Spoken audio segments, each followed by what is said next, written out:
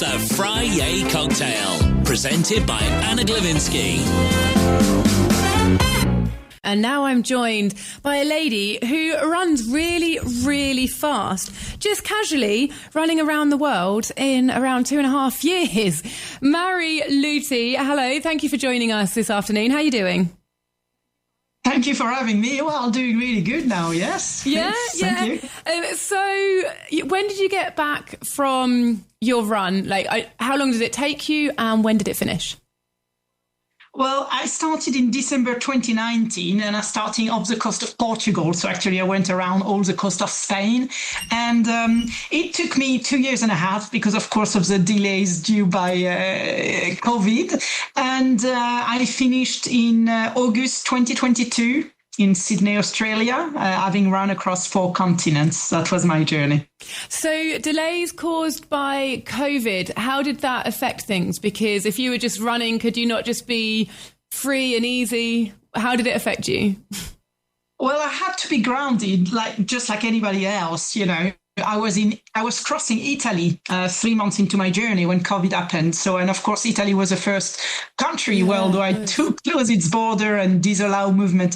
So it was just like anybody else. I didn't know what was happening. I had to stop moving for a little while till border reopened and everything. So yes, it cost me a lot of time, which I was trying to make up.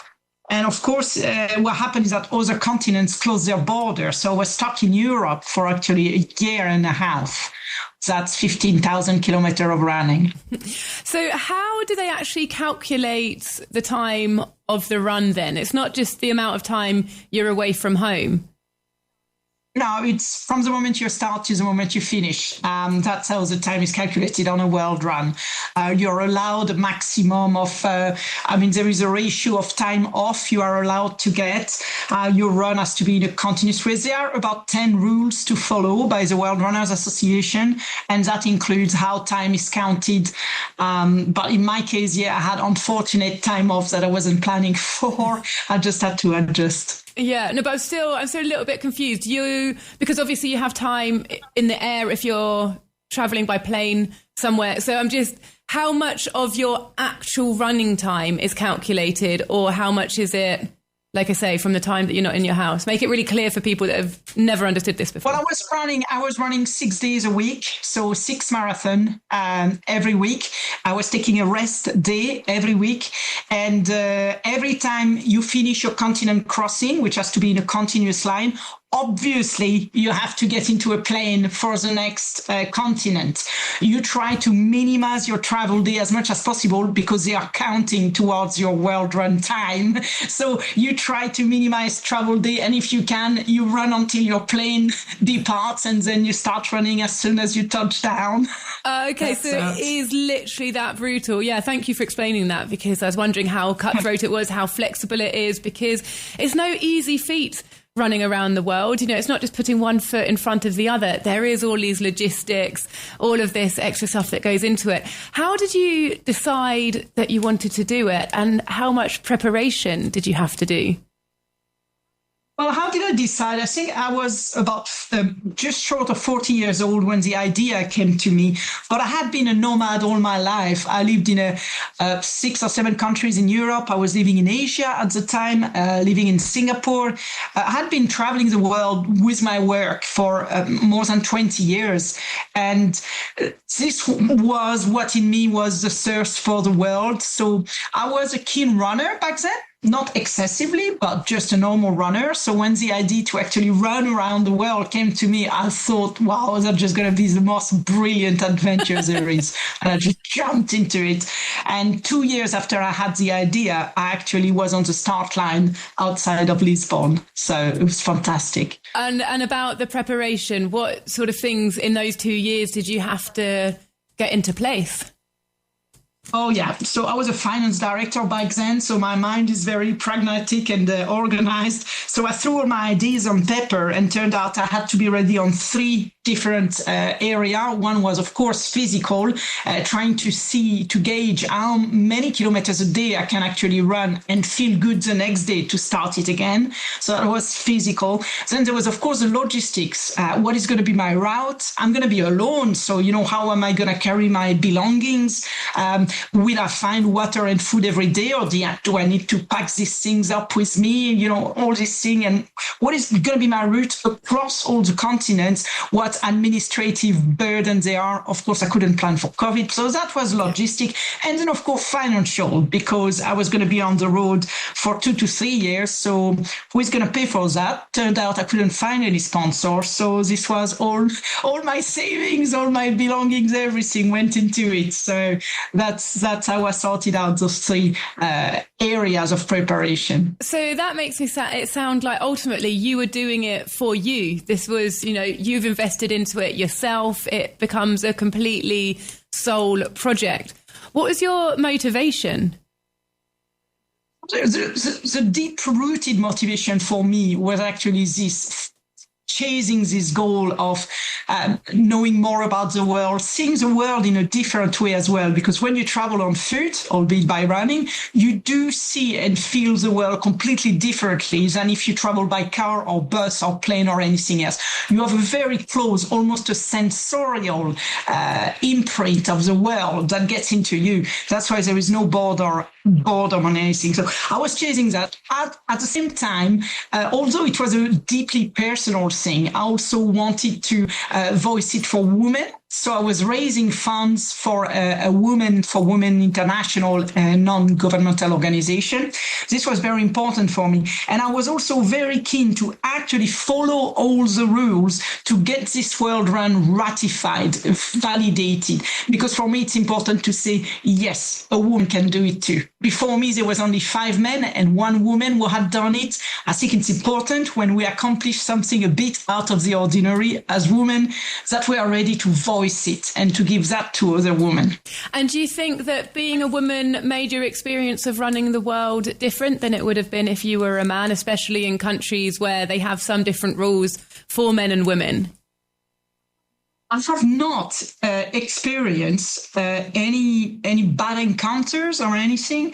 So maybe just being a woman made people more keen to keep an eye on me, make sure I was okay, offer me water, make sure I had a roof to sleep on in the evening, pay for my drinks or food. It was incredible just how empathic and caring people were with me on every continent, in every country. It was, so maybe being a woman was that an advantage? Behavior somehow. Yeah. Could have been an advantage. I'd love to hear about some of the people that you met on the way as well. You know, you said that people were empathetic to you and supportive. I'm assuming there are probably people who are following your journey who came to find you, maybe to offer help. And perhaps there are also people who were like, who just saw this crazy lady running down their street and wanted to find out more about you. So I'd like to hear about 2 different types of people, the ones who knew you were running and the ones who you just randomly encountered. Yeah, to me, both were beautiful because, you know, every day I was out there alone running my marathon from place to place. So whenever somebody would join me, planned or unplanned, it would add a lot of richness to the journey, to the particular stage of the day.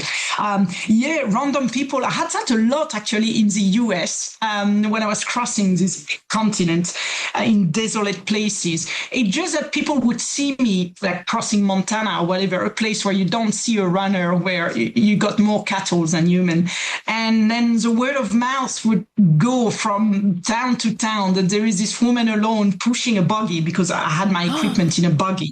Because I couldn't carry it on my back, possibly. So the word of mouth would go. And whenever somebody was a runner or slightly interested in joining, I had people just join me out of the blue saying, can I run a few kilometers with you? I'm like, yeah, I don't know who you are, but let's talk about that. But in Europe, I had a lot of people I knew because I had lived in so many countries. It would be more like they would be following my journey and would say, oh, but when you pass by this town, I'd like to know exactly where you are so we can run together. So there was a lot of everything, but just so many encounters. And what about in countries where there was a language barrier? Were you still able to create connections with people? Yeah. Oh, yeah, absolutely. There is actually, it was a funny story when I was actually in crossing Serbia, I think it was. And there was this man one day who wanted to help me. But of course, I couldn't understand him. He doesn't speak English or German or any other languages I had. But just by non-verbal, I guess, communication with hands and miming. I understood what he wanted to tell me, is that when I arrive in the town, his wife will be there and I had to look out for her and she'd be waiting for me with food and stuff. And it doesn't matter the language. When people really want to communicate something and they have good intention, you make an understanding of what's going on. And I can see you on the screen here. You've got a massive smile on your face. You're talking about it as such a positive experience, so much enthusiasm. But surely there must have been some darker moments, some harder moments, or were there? Well, it's been 2.5 years that it's done now. So, I've got time. I had time to suck it all in and see what remains. I don't have any memories of particularly bad days. For instance, it never crossed my mind to say, oh, let's give up, let's pack it up. I'm done with it. It's too much. No, because every day, the main thing on my mind was, you are on such a crazy, beautiful adventure. You are so privileged to be on it. So yes, there are days that are difficult. Like, for instance, when you are in a heat wave or when you are in a snowstorm or when you are crossing the Andes, in South America, you end up running at 4,000 meters of altitude.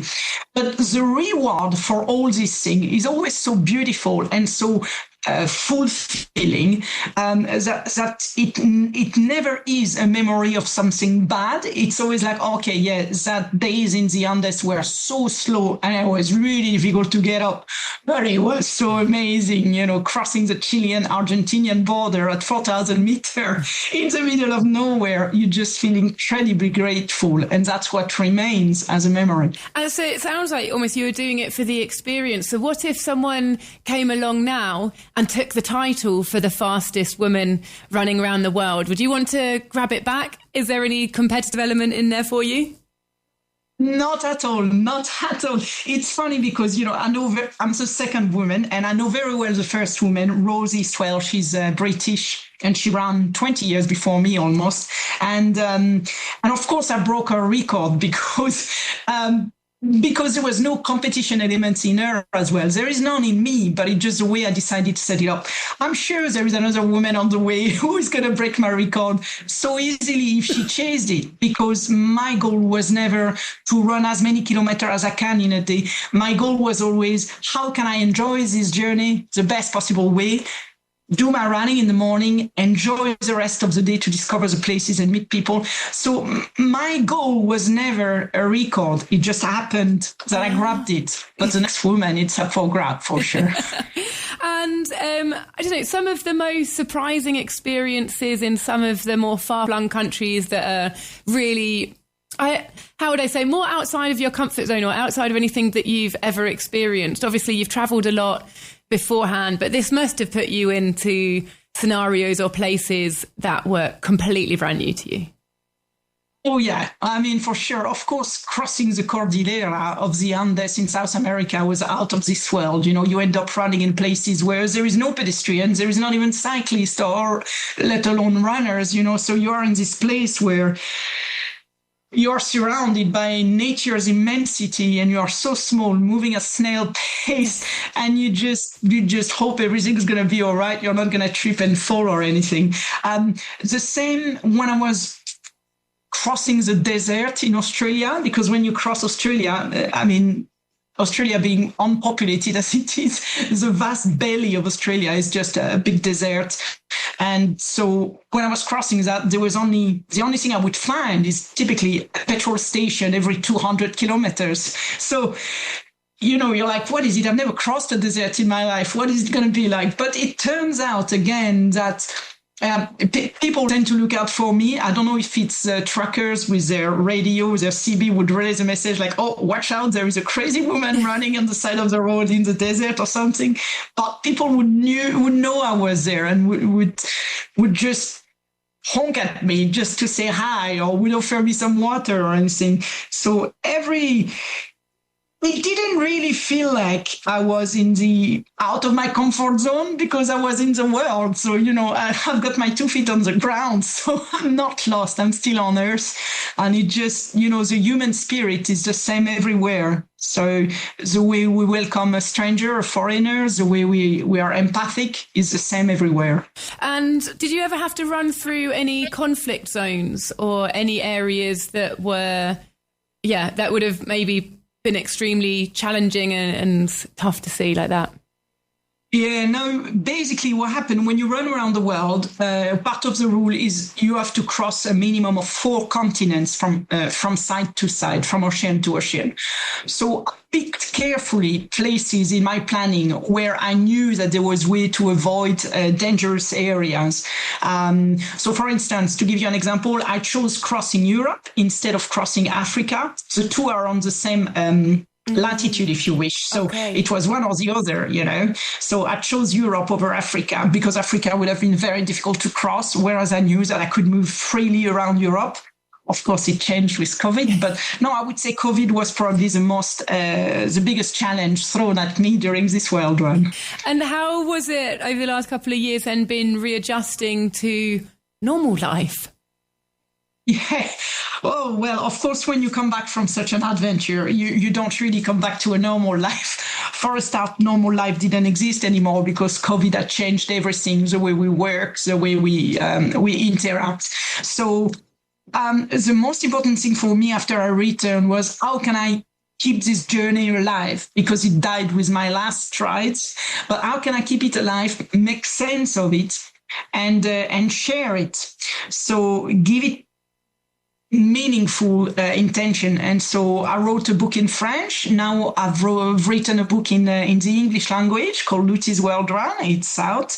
I'm giving conferences. I'm talking a lot to either associations or to the corporate world.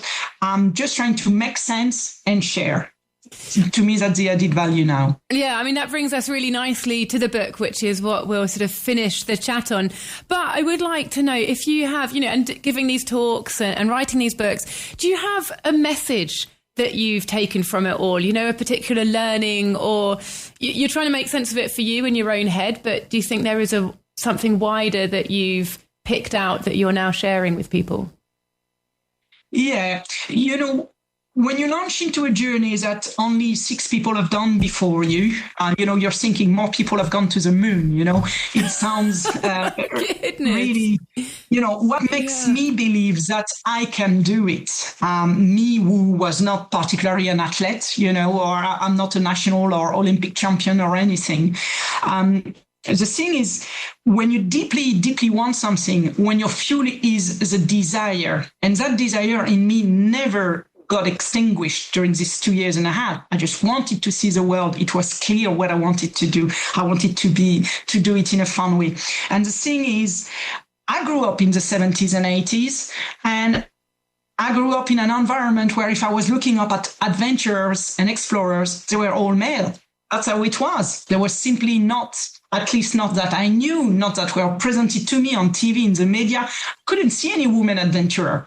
So it takes a lot of guts to actually think, I'm a woman and I'm going to place one woman there. And then you do it and you realize all your barriers, all your fears are in your mind.